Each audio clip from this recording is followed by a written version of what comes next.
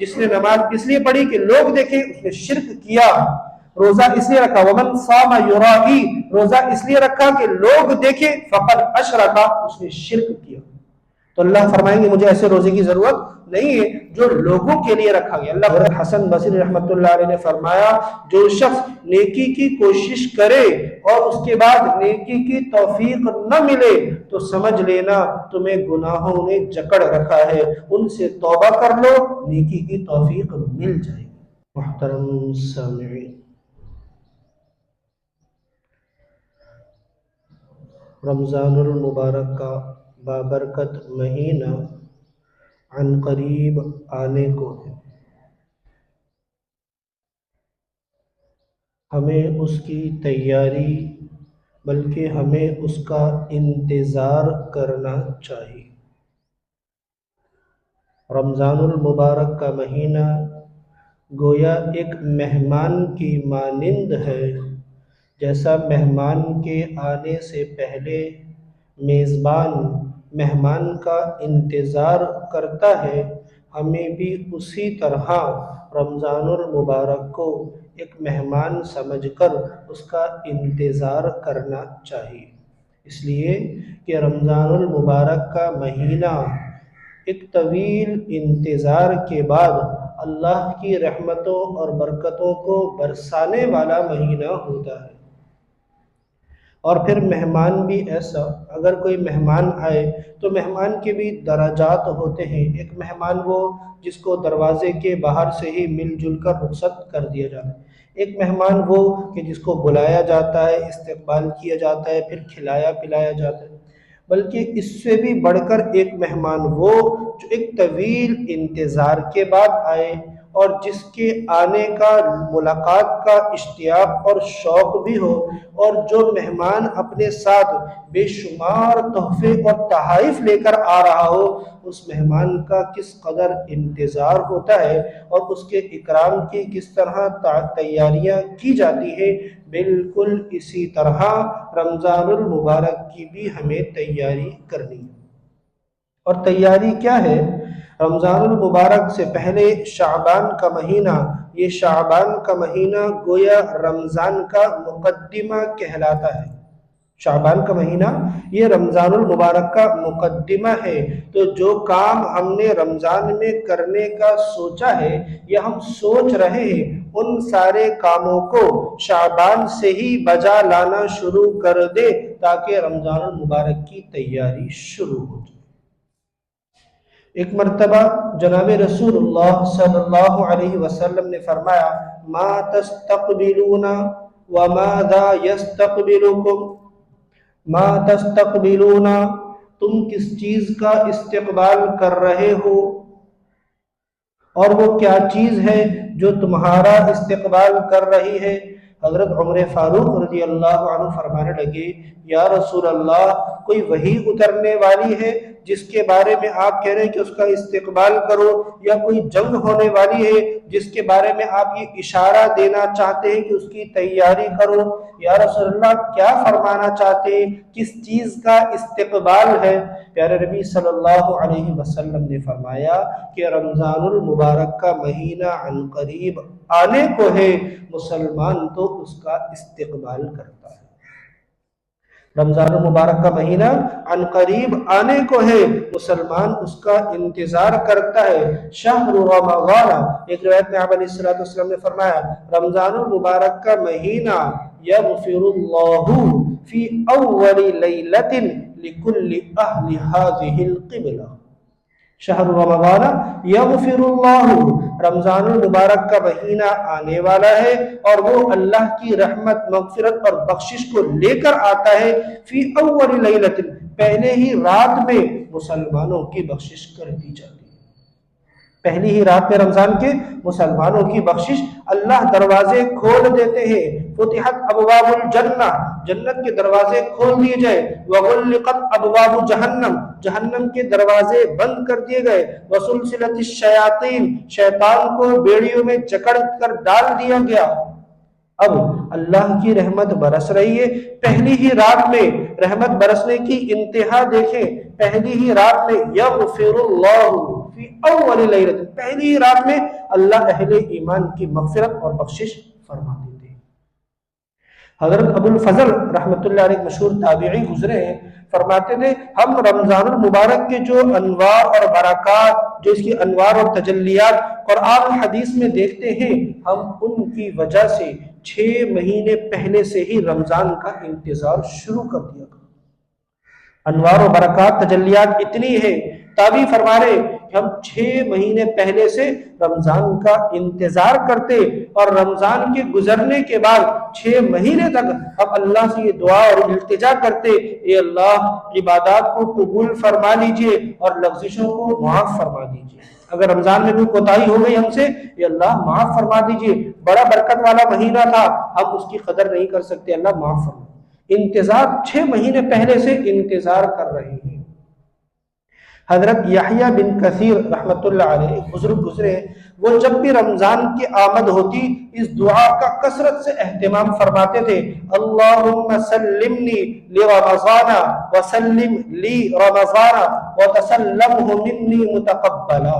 اے اللہ، اللہم سلمنی لرمضان، اے اللہ مجھے سلامتی عطا فرمائیے کہ میں رمضان المبارک کو پا سکوں۔ رمضان کا مہینہ ان قریب آنے کو ہے۔ گزشتہ اللہ نے ہمیں جتنے رمضان عطا فرمائے یہ محض اللہ کا ہم پر انعام ہے، اور یہ جو رمضان آنے والا ہے اللہ ہمیں یہ بھی نصیب فرما دے، صرف نصیب ہی نہیں بلکہ اس کی سعادتیں، رحمتیں، برکتیں بھی اللہ ہمیں نصیب فرما دے، اور اللہ محرومی سے ہماری حفاظت فرما دے۔ تو فرمایا کرتے تھے اللہم سلمنی لرمضان، اے اللہ مجھے سلامت رکھ رمضان کے لیے، وسلم لی رمضان، اور رمضان کو بھی میرے لیے باعث سلامت بنا دیجئے، وتسلمہ منی متقبلا، اور مجھے اس میں جو اعمال کی توفیق ہو رہی ہے یا اللہ ان کو قبول فرما لیجئے۔ تو یہ رمضان میں کرنے کا کام کیا ہے کہ ہم ایک تو رمضان کا انتظار کریں، رمضان کا استقبال کریں، اور رمضان کی شعبان سے ہی تیاری شروع کر دیں کہ جو ہمیں اعمال رمضان میں کرنے کا سوچ رہے ہیں ان کا بیج ابھی بونا شروع کر دیں، کھیتی کو پانی ابھی ڈالنا شروع کر دیں۔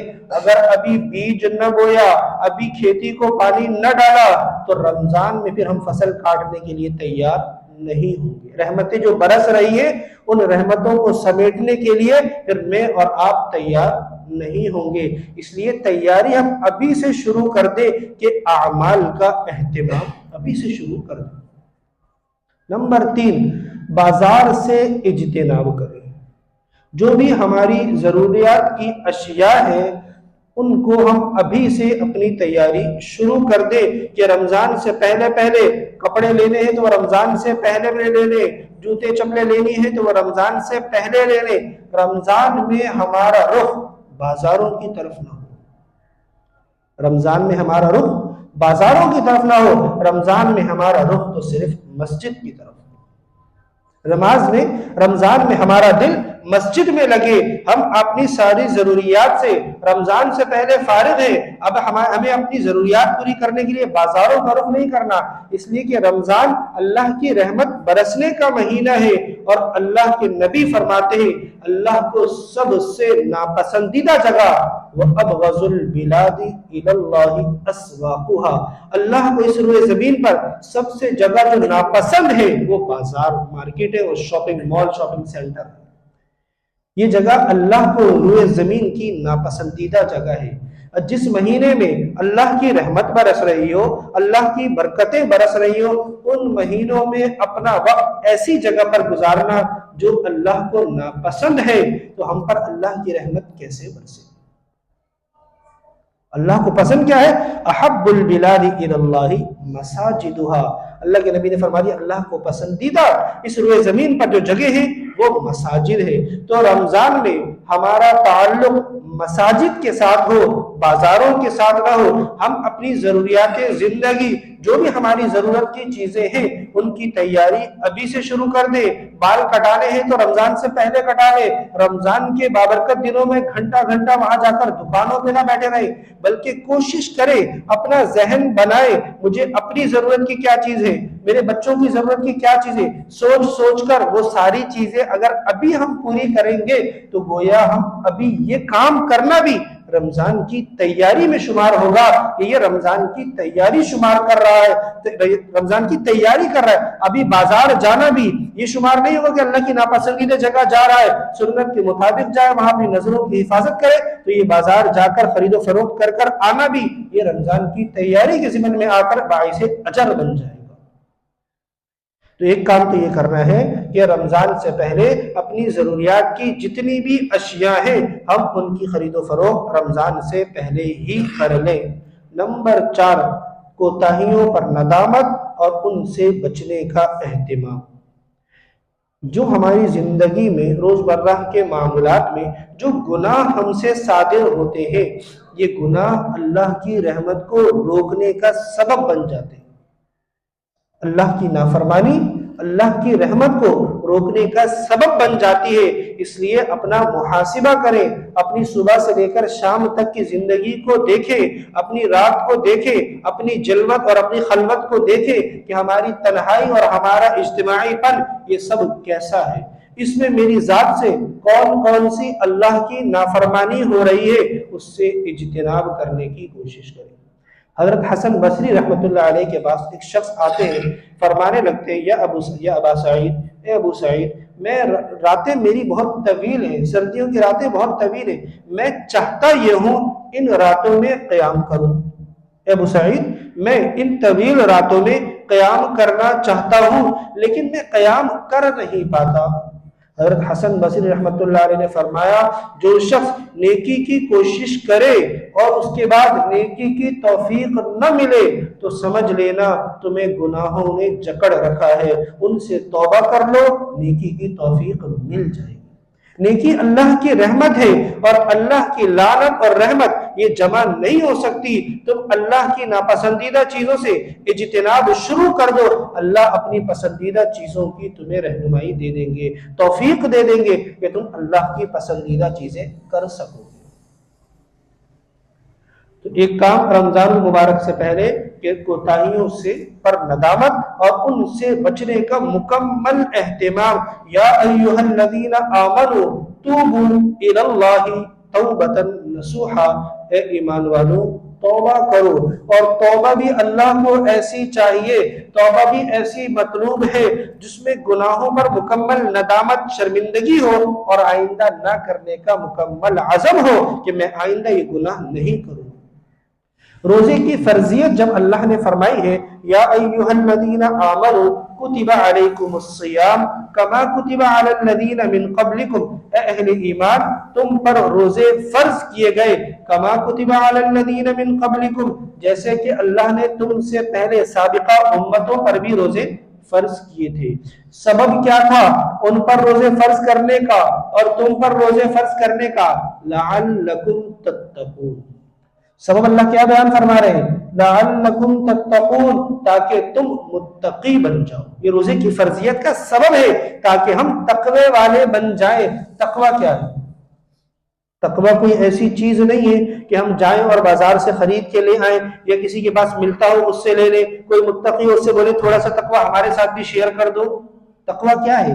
تقوی گناہوں سے اجتناب کا نام ہے۔ تقوی اللہ کی نافرمانی سے، اللہ کی منع کردہ چیزوں سے بچ جانے کا نام تقوی ہے۔ اپنی زندگی انسان ایسی گزارے، حضرت ابی بن کعب رضی اللہ عنہ فرمایا کرتے تھے، جیسے دونوں طرف خاردار ٹہنیاں ہو، کانٹوں والی جھاڑیاں ہو اور بیچ میں راستہ تنگ ہو اور لباس بھی مخمل اور ململ کا پہنا ہوا ہو، جو کانٹے کو ذرا سا بھی پکڑے گا تو کانٹا اس میں اٹکے گا تو وہ کپڑے کو چیر دے گا۔ جب ایسا دشوار گزار راستہ ہو، کپڑے مخمل کے ہو، راستہ تنگ ہو، تو انسان کس طرح بچ بچ کر اس راستے سے جانے کی کوشش کرے گا؟ اس طرح اپنی زندگی گزارنی ہے کہ دائیں بائیں دونوں طرف میرے گناہ میرے قریب آ رہے ہیں، بس مجھے اس طرح ان گناہوں کے درمیان سے نکلنا ہے کہ میرے کپڑے غبار آلود نہ ہو، میرے کپڑے گندے نہ ہو سکے، میرا جسم گندا نہ ہو سکے گناہوں کی نحوست کی وجہ سے۔ یہ تقوی ہے۔ تو رمضان المبارک کا بابرکت مہینہ ہمیں تقوی متقی بنانے کے لیے آ رہا ہے، اور گناہ اور تقوی یہ جمع نہیں ہو سکتا۔ جب گناہ سے بچنے کا نام تقوی ہے تو پھر ہم متقی کیسے بنیں گے اگر گناہوں کے ساتھ ہم چل رہے ہوں گے؟ تو اس لیے رمضان المبارک سے پہلے ہم اپنے اوپر نظر ڈالیں، اپنا محاسبہ کریں، تاکہ ہم گناہوں سے مکمل اجتناب کرنے والے بن جائیں۔ اور یہ سب کام اللہ کی رضا کے لیے کرنا ہے۔ اگر مخلوق کے لیے کر رہا ہے انسان، ریاکاری اور دکھلاوے کے لیے کر رہا ہے، تو یہ کرنا اللہ کے نبی نے فرمایا، اللہ فرماتے مجھے اس کی ضرورت نہیں ہے۔ اور مسلم شریف کی روایت ہے، نبی علیہ السلام نے فرمایا من صلی یرائی فقد اشرک من صام یرائی فقد اشرک، جس نے نماز اس لیے پڑھی کہ لوگ دیکھیں اس نے شرک کیا۔ روزہ اس لیے رکھا ومن صام یرائی، روزہ اس لیے رکھا کہ لوگ دیکھیں، فقد اشرک، اس نے شرک کیا۔ تو اللہ فرمائیں گے مجھے ایسے روزے کی ضرورت نہیں ہے جو لوگوں کے لیے رکھا گیا۔ اللہ کو ایسے لوگوں روزوں کی ضرورت ہے جو خالصتاً اللہ کے لیے ہو۔ اللہ کے لیے جو چیز جو عمل کیا جائے گا وہ عمل اللہ کو محبوب اور مطلوب ہے، لوگوں کے لیے کیا جائے گا، اللہ فرمائیں گے مجھے ایسے عمل کی ضرورت نہیں ہے۔ تو نبی علیہ السلام رمضان کی آمد سے پہلے رمضان کا استقبال کرتے، صحابہ کو اس طرف متوجہ کرتے، پھر رمضان المبارک کے مہینے میں حضور علیہ السلام، مسلم شریف کی روایت میں عائشہ فرماتی ہے یجتہد فی رمضان ما لا یجتہد فی غیرہ، پیارے پیغمبر صلی اللہ علیہ وسلم رمضان میں وہ اعمال کا اہتمام، رمضان میں وہ مشقت کیا کرتے تھے، غیر رمضان میں حضور وہ مشقتیں عبادات کی نہیں کیا کرتے۔ جو غیر رمضان کی حضور کی زندگی ہوا کرتی تھی، رمضان کی حضور کی زندگی اس سے یکسر مختلف۔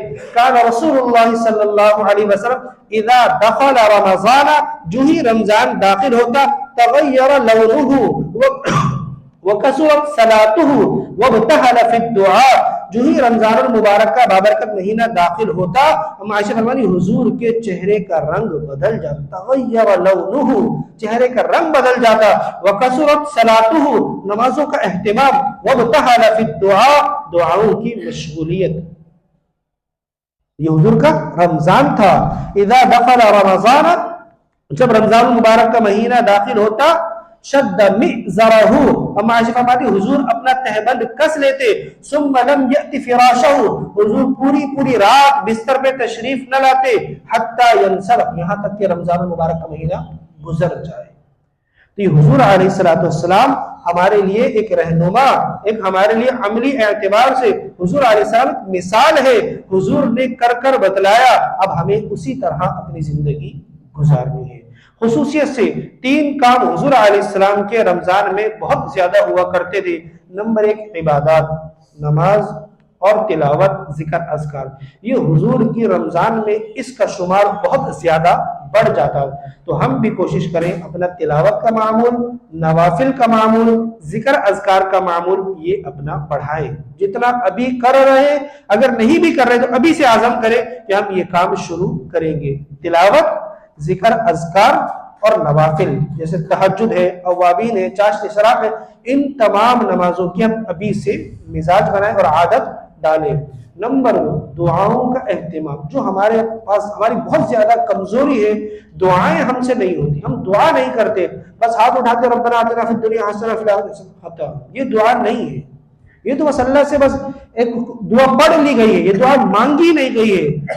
دعا مانگنا اللہ سے ایسا ہے جیسے ایک بچے کو کس چیز کی طلب ہو اور وہ اپنے ماں باپ سے ضد کر کے مانگتا ہے، ایسے اللہ سے اپنا تعلق جوڑنا ہے، ایسے اللہ سے اپنی ضروریات کو مانگنا ہے، ایسے اللہ کی رحمت کو رمضان میں مانگنا ہے، اللہ کی بخشش کو مانگنا ہے کہ یہ مہینہ آئے اور ایسا نہ ہو کہ مجھے محروم کر کے چلا جائے۔ حضور نے فرمایا شقی عبد، بدبخت ہے، محروم ہے وہ شخص، ادرک رمضان، جس نے رمضان المبارک کا مہینہ پایا، لم یغفر لہ، اور اس کی بخشش نہیں ہوئی۔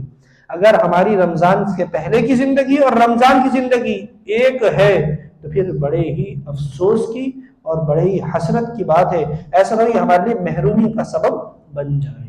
اس لیے اس میں خصوصیت سے دعاؤں کا اہتمام تہجد کے وقت اور افطار کے وقت، جس وقت سحری کرتے ہیں خصوصیت سے اس وقت، اور جس وقت افطار کے لیے بیٹھے ہوتے اس سے تھوڑا پہلے دسترخوان کو سجا لیا جائے، جو کرنا ہے کر لیا جائے، 15-20 منٹ پہلے فارغ کر کے بس اب سارے ہی گھر والے دعاؤں کا اہتمام کریں۔ یہ اللہ کی طرف سے قبولیت کا وقت ہے، مغفرت کا، بخشش کا وقت ہے۔ اللہ جہنم سے لوگوں کو آزاد فرما رہے، اور ہم اس وقت باہر ہوں یا ہم اس وقت کچن کی زینت بنے ہوئے ہوں اور اس وقت ہم دیکھ رہے ہوں کیا کرنا ہے، کیا رہ گیا۔